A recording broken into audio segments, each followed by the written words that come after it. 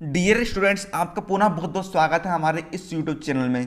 तो आज के इस वीडियो में हम देखने वाले हैं क्लास 9th इंग्लिश बी का एक बहुत ही मज़ेदार लेसन जिसका नाम है पैकिंग। पैकिंग का अर्थ होता है सामान बांधना और इसके ऑथर का नाम है जेरोम। तो आज के इस वीडियो में हम इस लेसन का एक्सप्लेनेशन समझने वाले हैं। साथ ही में मैं आपको इसके इंपॉर्टेंट क्वेश्चन आंसर अच्छे समझाने वाला हूँ जो आपको परीक्षा में अवश्य ही पूछे जाएंगे। तो इसके लिए आपको वीडियो को शुरू से लेकर अंत तक जरूर देखना है।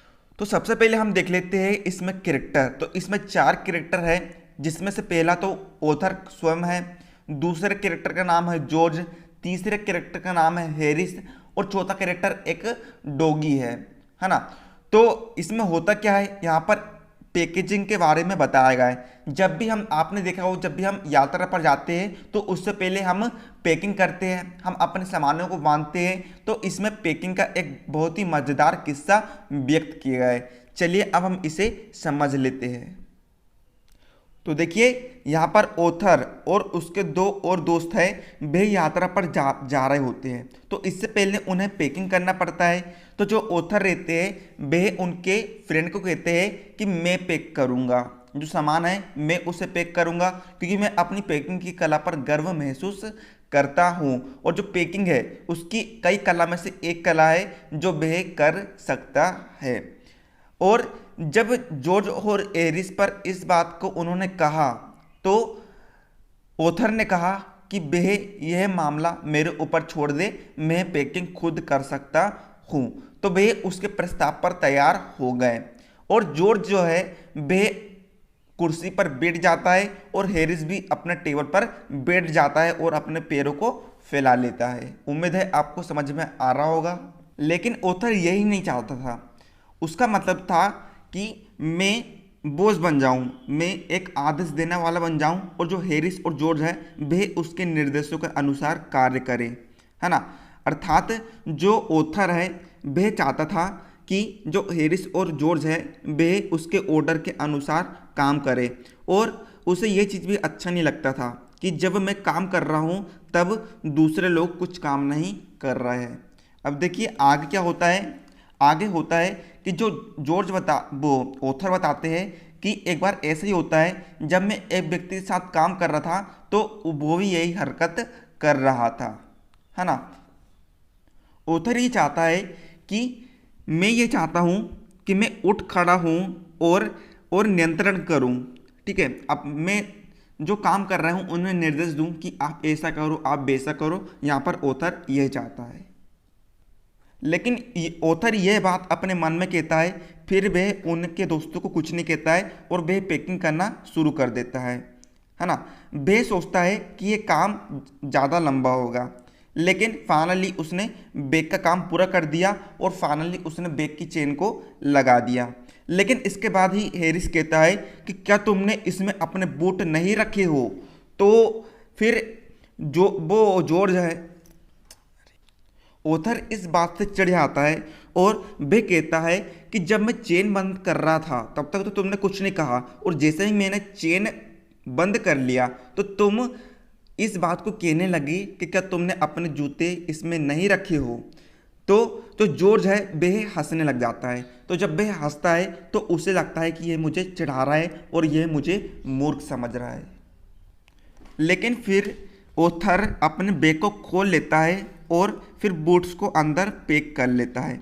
अब फिर जैसे ही वह चेन लगाता है तो उसे एक और विचार आ जाता है कि क्या उसने अपना टूथब्रश पैक किया है या फिर नहीं किया है।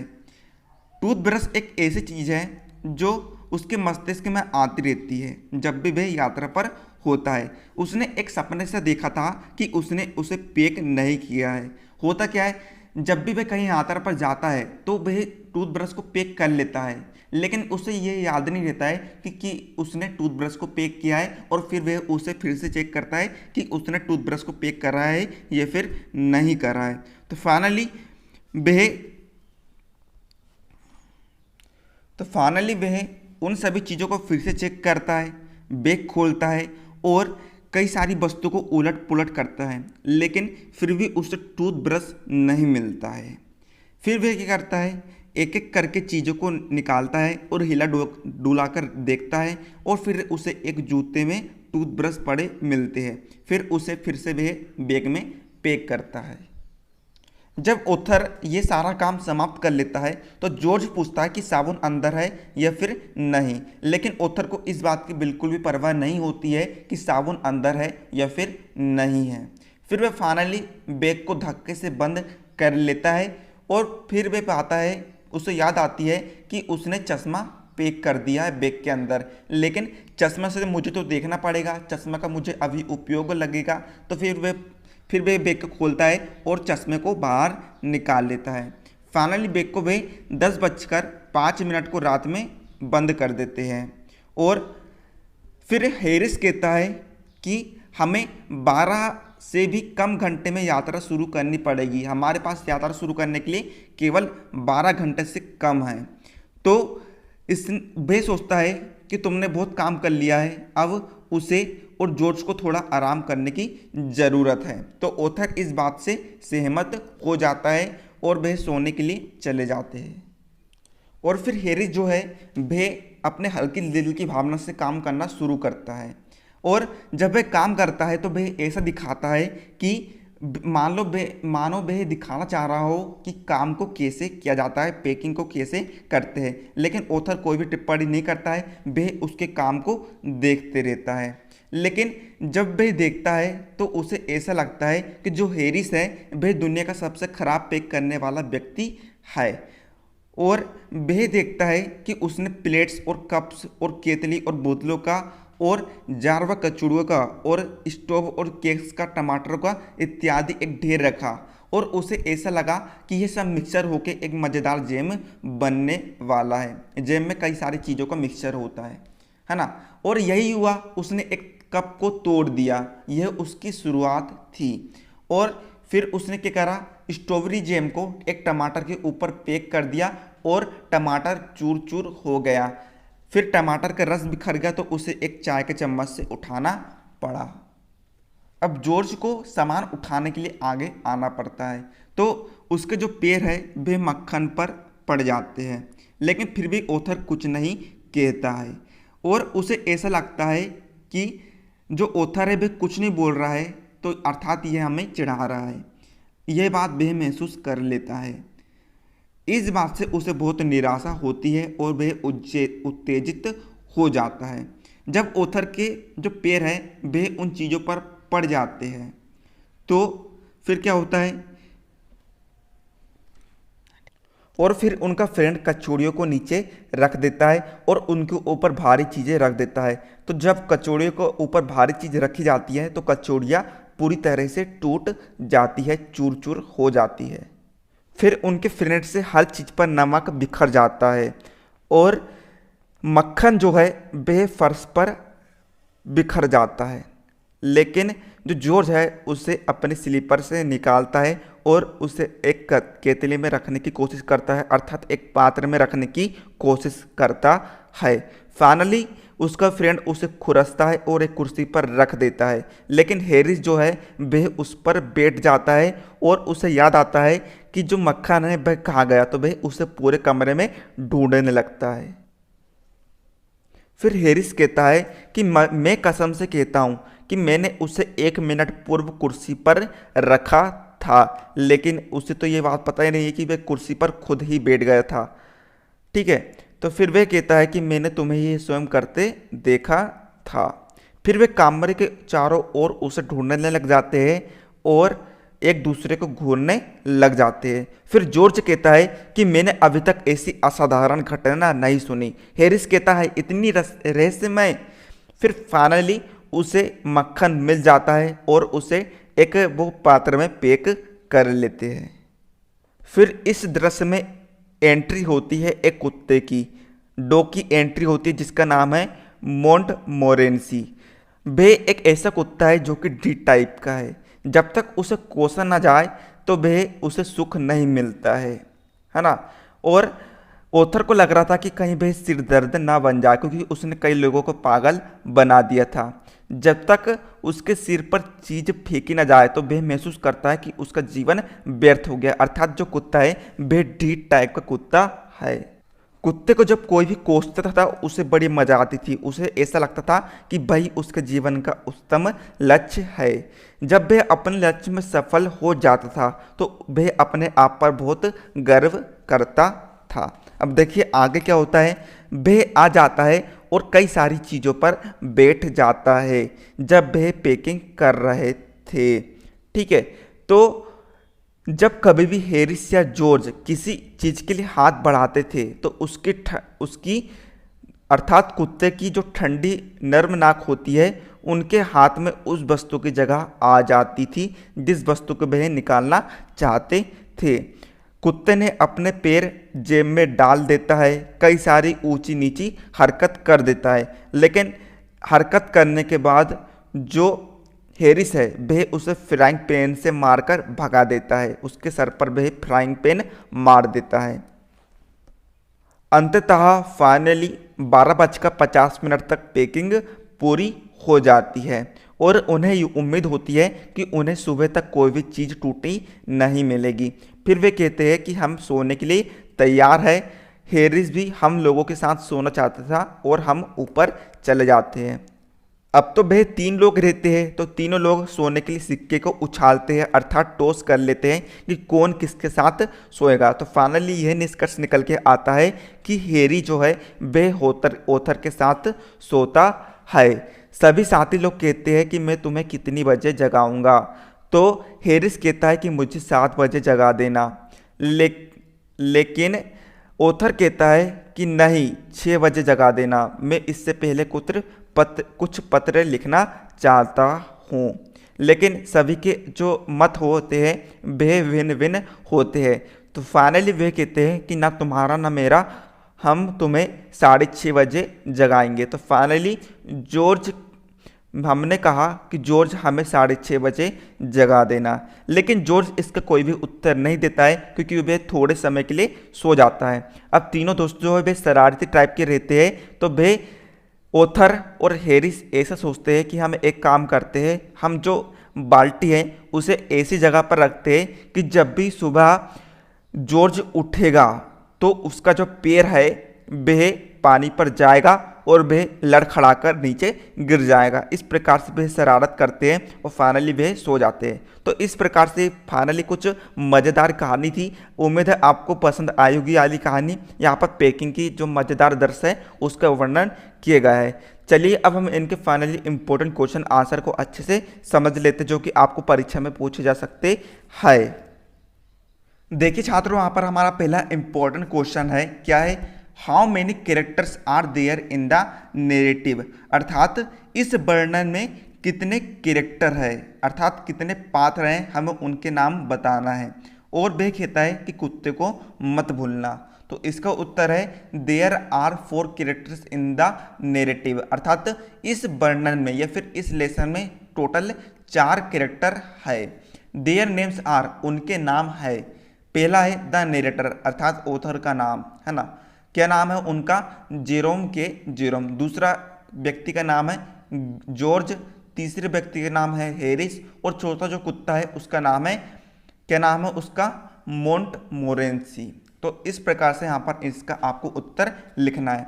अब हम सेकंड इंपॉर्टेंट क्वेश्चन देखते हैं, why did the narrator volunteer to do the packing, अर्थात जो ऑथर है या फिर नरेटर है वह स्वयं क्यों पैकिंग करना चाहता था, हमें यह बताना है। तो इसका उत्तर है द नरेटर थॉट दैट, अर्थात जो ऑथर है उसका विचार था कि George and Harris would not let him do the packing out of the formality, अर्थात ऑथर के विचार थे कि जो जॉर्ज और हैरिस है वह उसे पैकिंग औपचारिकता से नहीं करने देंगे यदि वे साथ में काम करते हैं। देयरफॉर, अर्थात इसके बाद, he volunteered to do the packing formality, अर्थात इसके बाद वह पैकिंग को प्राथमिक रूप से करने लग जाता है। Then he would boss over the job, है ना, वह सोचता है कि वह इस काम के लिए बॉस बन जाएगा। But it did not happen, happen यानी घटना भी कह सकते हैं हम, लेकिन परंतु, बट यानी होता है परंतु या फिर किंतु, किंतु ऐसा नहीं होता है ना। जो ऑथर होता है वह सोचता है कि यदि मैं खुद काम करूँगा तो वो बहुत अच्छा रहेगा, क्योंकि यदि ये मेरे फ्रेंड भी मेरे साथ काम करेंगे तो इसमें मुझे प्राथमिकता नहीं मिल पाएगी, अर्थात वह उसके उन फ्रेंड के प्रति अट्रैक्शन जताना चाहता था।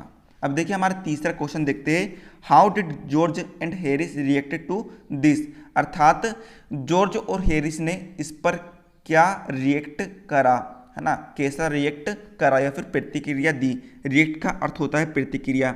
Did Jerome like their reaction, क्या जेरोम इस प्रतिक्रिया को पसंद करता है। लाइक यानी होता है पसंद करना और रिएक्शन यानी होता है प्रतिक्रिया। तो इसका आंसर हम लिखेंगे, George and Harris at once agreed to the narrator suggestion to do the packing, अर्थात जॉर्ज और हैरिस इस बात पर एग्री हो जाते हैं कि जो ऑथर है वह पैकिंग करेगा। Jerome did not like it, किंतु जेरोम इसे पसंद नहीं करता, जेरोम को यह कार्य अच्छा नहीं लगता है। अब हम नेक्स्ट इंपॉर्टेंट क्वेश्चन देखेंगे, what was Jerome's real intention when he offer to wake, अर्थात जेरोम का वास्तविक या फिर सच्चा इंटेंशन यानी होता है इरादा, है ना।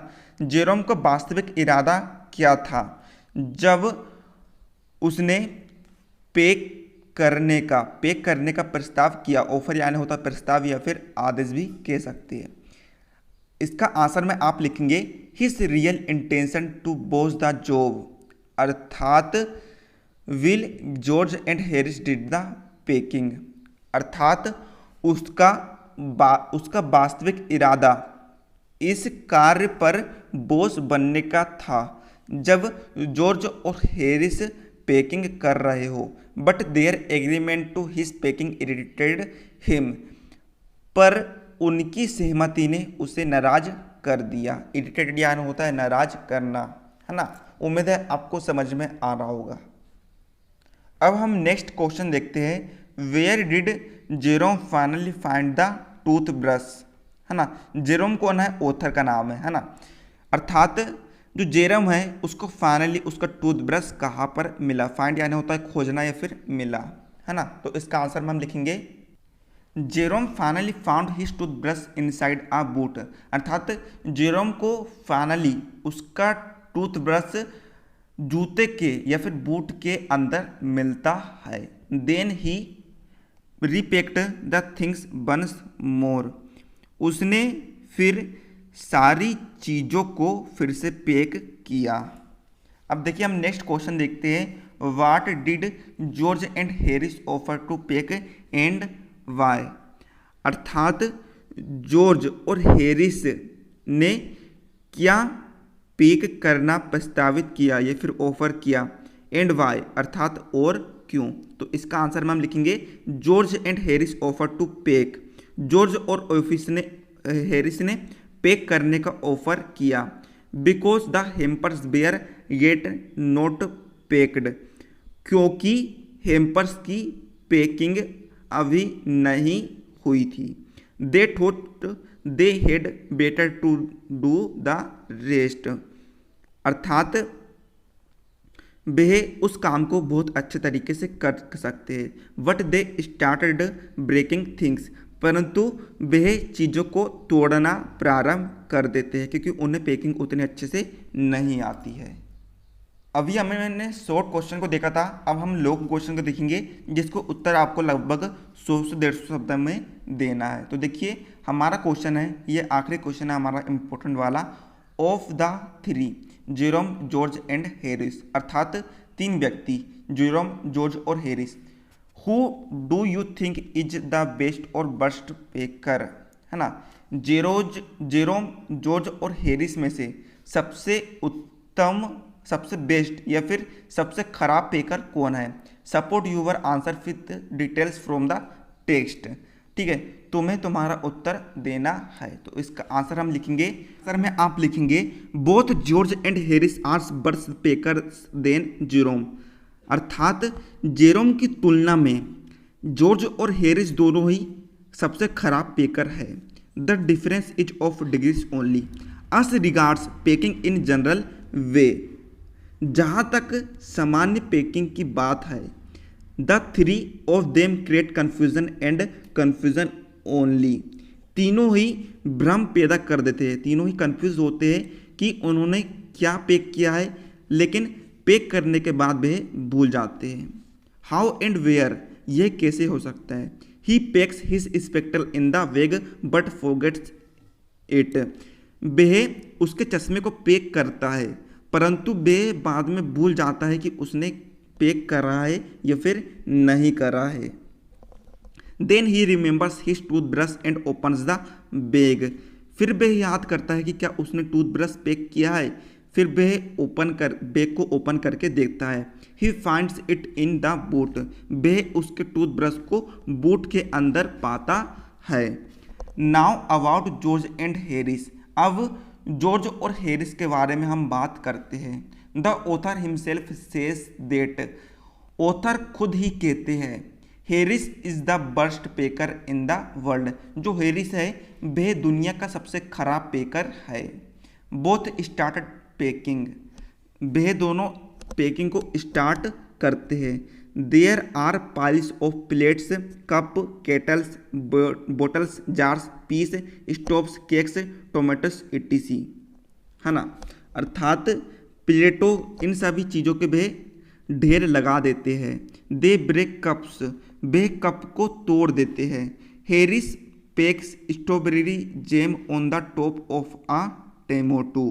अर्थात हैरी स्ट्रॉबेरी जैम के ऊपर टमाटो के ऊपर स्ट्रॉबेरी जैम को रख देता है और उन्हें दबा देता है या फिर चूर चूर कर देता है। He packs the pies at the bottom. अर्थात फिर वह कचौड़ियों को सबसे नीचे रख देता है। पाइस को हम कचौड़ियाँ भी कह सकते हैं।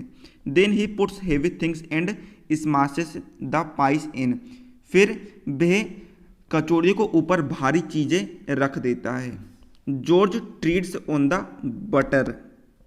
जॉर्ज बटर के ऊपर बैठ जाता है। He gets it off his slipper. और वह उसके ऊपर अपनी चप्पल रख देता है। He puts it in the kettle. Finally वह मक्खन को केटल में रख देता है। But it does not go in. It is put on the chair. वह मक्खन के ऊपर चेयर में बैठ जाता है। फिर वे Harris sat on it. It sticks to him. They search for it.